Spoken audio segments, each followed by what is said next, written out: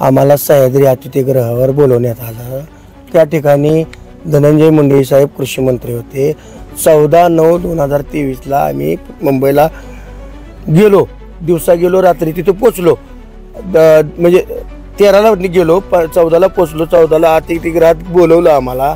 जोपर्यंत जवळजवळ आम्ही 150 ते 200 जण लोक होतो। आमची आयडेंटिटी घेऊन आम्हाला तिथं मीटिंग घेतली। आमच्यावरती विश्वास निर्माण केला की तुम्हाला 35 ते 36 लाख रुपये अनुदान मशीनचं हार्वेस्टरचं मिळवून देतो। सानप, वाल्मिक कराड साहेब, परत आमच्या संघटनेची लोक पालवे, जितू पालवे मेजर यांच्या मार्फत आम्ही तिथे गेलो असता त्या लोकांनी आम्हाला विश्वासात घेऊन 8-8 लाख घेऊन गेलो होतो। आम्ही आपला पूर्ण महाराष्ट्रातले शेतकरी होते। जवळजवळ आम्ही 140 लोकांनी 8-8 लाख रुपयाप्रमाणे त्या हॉटेलचं काय ना आपल्या Devi's residency Panvel 17 number room मध्ये आम्ही हार्ड कॅश 8-8 लाख रुपये दिलेत। सानप मशीनची पूर्ण फाईल, जितू पालवे, सानप आणि वाल्मिक कराड पोती भरून आमचे पैसे नेलेत। 8-8 लाख रुपये पण आम्ही व्याजानं काढून पैसे आणलेत, सोनं गहाण ठेवलंय। अजून आमची रक्कम परत मिळालेली नाही। आज जवळजवळ 14-15 महिने होत आलं, ह्याची आमची कोणी दखल घेतली नाही। आम्ही बीडला भेटायला गेला असता हाणमार केली त्या लोकांनी। नेते मंडळी, पुढारी, मोठी लोक असल्यामुळे आम्हाला तिथं कोणीही दाद दिलेली नाही। आम्ही मनोज दादा जरांगे पाटलांना भेटलो नारायणगडावर, त्यांनी आमचा थोडा विश्वास निर्माण केला। त्यांना जरांगे पाटलांना सगळा विषय माहीत आहे। माझे नाव दिलीप रामचंद्र नागणे, राहणार उपरी, तालुका पंढरपूर।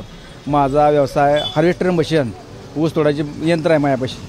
आणि अनुदान देतो म्हणून वाल्मिक कराड, धनंजय मुंडे यांच्या जवळचा असा हा माणूस आमच्या लोकांना, आम्हाला स्वतःला म्हणला तुम्हाला 36 लाख रुपये तुम्हाला अनुदान मिळवून देतो, त्यापुढे आम्हाला 8-8 लाख रुपये तुम्ही द्या। 8 लाख दिल्यानंतर तुम्हाला एका महिन्यात तुम्हाला माझा जवळचा माणूस धनंजय मुंडे कृषी मंत्री आणि माझा जवळचा माणूस असल्यामुळे मी तुम्हाला देऊ शकतो आणि देतो, अशा दिशेनं आमच्याकडून त्यांनी फसवणूक करून 140 लोकांचे त्याने 8-8 लोकांप्रमाणे 8-8 लाखाप्रमाणे त्याने पैसे जमा करायला सांगितलं, गोळा करायला लावलं। आणि आमच्या घरी उपरीला आमचे नर्सरी आहे, नर्सरी ऑफिसमध्ये पूर्ण पैसे गोळा केले। 140 लोकांचे पैसे गोळा केले आणि ते म्हणले ऑनलाईन पैसे, ऑनलाईन अजिबात नको म्हणले, रोख पैसे द्या, ऑनलाईन आम्हाला चालणार नाही। आम्ही पूर्ण दोघांनी पैसे मोपलं आणि एका पोत्यात भरून, पोती शिवून, गाडी भरून आम्ही जाऊन मुंबईला त्यांच्या अतिथीगृहामध्ये नेऊन त्यांना पैसे पोच केले।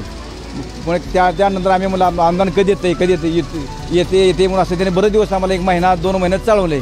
2-3 महिने झाल्यानंतर आम्ही म्हणलं आम्हाला अनुदान काय आम्हाला मिळत नाही, आमचे पैसे परत द्या। मग असं म्हणल्यानंतर आम्हाला म्हणलं या बीडला। आम्ही बीडला गेलो। बीडला गेल्यानंतर आम्ही सगळे एकत्र गेलो, 140 लोक गेलो। गेल्यानंतर ते म्हणले कशाचे तुमचे पैसे माधुरचे म्हणले, आणि आमच्या लोकांना हाणमार करायला आणि हाणमारल्यामुळे आम्ही त्यांच्या हाणमारीच्या भीतीप्रमाणे भीतीपोटी आम्ही निघून पळून आलो। आम्हाला एवढीच अपेक्षा आमची की आमचे पैसे परत मिळावा, एवढीच आमची विनंती आहे। ह्या वर्षीचे आत्ता एक 8 महिने झाले, 8 महिने पैसे 8 महिने झाले नाही, तक्रार काय केली नाही। त्याच्या भीतीपोटी आम्ही तक्रार कोणी केली नाही आणि आमची तक्रार काय कोणी घेतली नाही।